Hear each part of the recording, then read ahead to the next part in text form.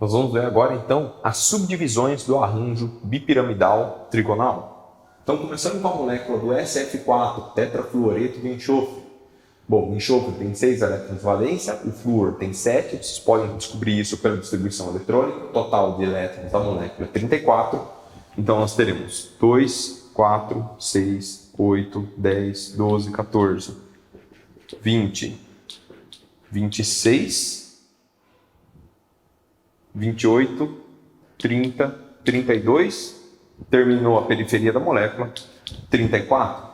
Ou seja, em relação ao enxofre, nós temos domínios totais iguais a 5, ou seja, o arranjo também será bipiramidal trigonal, igual era o caso anterior do PCl5.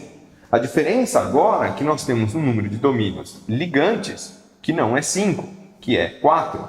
Ou seja, no caso anterior do PCl5, nós tínhamos arranjo bipiramidal trigonal, geometria bipiramidal trigonal, porque os números de domínios totais ligantes eram iguais. Como aqui eles são diferentes, a geometria vai ter um nome diferente da geometria da bipirâmide regular. Então nós precisamos descobrir que geometria é essa. Então, quer dizer, como que eu representaria essa molécula? Nós poderíamos, para simplificar as coisas, imaginar que um desses pares de elétrons aqui deve ser substituído por um par de elétrons não ligante.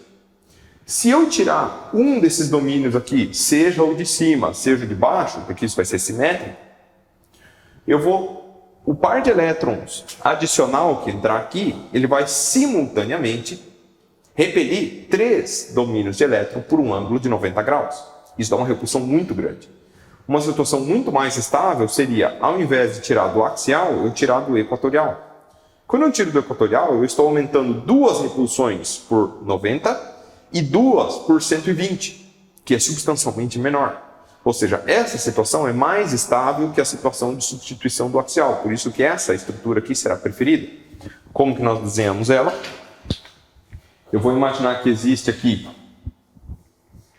o átomo de enxofre. Aqui eu vou colocar os átomos de flúor da axial e os átomos de flúor da equatorial remanescentes. Então haverá um para cima, um para baixo, um para frente e um para trás. E os seus pares de elétron não ligantes. Não só os átomos de flúor, como também o átomo de enxofre tem um par de elétrons não ligantes. Então a bipirâmide trigonal ela é vista através desse triângulo aqui, unido com os 2 vértices. A questão é, qual é o nome dessa geometria? A pessoa que cunhou o nome dessa geometria foi muito criativa, porque ela não visualizou essa geometria de pé. Ela visualizou essa mesma geometria aqui, deitada. Então, se você olhar ela deitada, isso daqui vai parecer um brinquedo de criança, vai parecer uma gangorra. E o nome dessa geometria, a partir de então, ficou conhecido como geometria gangorra.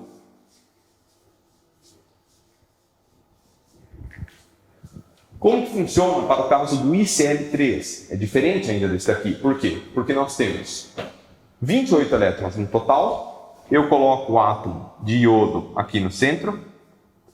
Os átomos de cloro ao redor. E eu vou unir, então, por 2, 4, 6, 8, 10, 12, 14, 16, 18, 20, 22, 24, 26, 28. Podemos perceber que, de novo, o número de domínios totais é igual a 5, portanto, o arranjo também é um arranjo bipiramidal trigonal. A diferença é que agora o número de domínios ligantes é 3, são apenas esses 3 aqui. Então, a gente tem que encontrar um novo nome. Bom, quando nós precisamos substituir mais um domínio de elétron por uma ligação, por um domínio de elétron ligante por um domínio de elétron não ligante, novamente é melhor substituir nos domínios de elétron da equatorial, ou seja, que estão aqui. Só que se eu parar de observar a partir do ponto de vista dos domínios de elétron, eu vou ver apenas essa estrutura, que é mais fácil de visualizar assim. Por quê? Porque ela cabe exatamente em cima do que está isso daqui. Ou seja, nesse caso aqui, os ângulos são de 90 graus, aqui e aqui, sendo que aqui e aqui nós temos ângulos de 120 graus. Por que de 120? Porque esses domínios que estão aqui em cima estão apontando um para frente e um para trás do quadro. Então, se eu coloco eles aqui, eles vão ter uma abertura de 120 em relação a esse aqui. Vai estar vindo um para frente e estará indo um para trás. Então, o nome dessa geometria aqui é a geometria em T, justamente porque é fácil de visualizar o T a partir apenas dos átomos que formam essa estrutura geométrica. Eu não vou colocar nenhum exemplo agora, mas a gente pode fazer a reflexão automática. Se eu precisasse substituir mais um domínio de elétron por um domínio de elétron não ligante, qual que teria que sair aqui? Claramente teria que sair esse de baixo, porque são duas repulsões de 90. Então eu faria uma estrutura como essa daqui. Se essa molécula, por exemplo, existisse e caísse na prova com 5 domínios totais e apenas 2 ligantes, você esquecendo dos domínios não ligantes, que geometria que aparentar ter esta molécula? Geometria linear. Então 5, 5, bipirâmide trigonal, bipirâmide trigonal. 5,4, bipirâmide gangorra. 5,3, bipirâmide T. 5,2, bipirâmide linear. As combinações de arranjo de geometria para cada um desses casos.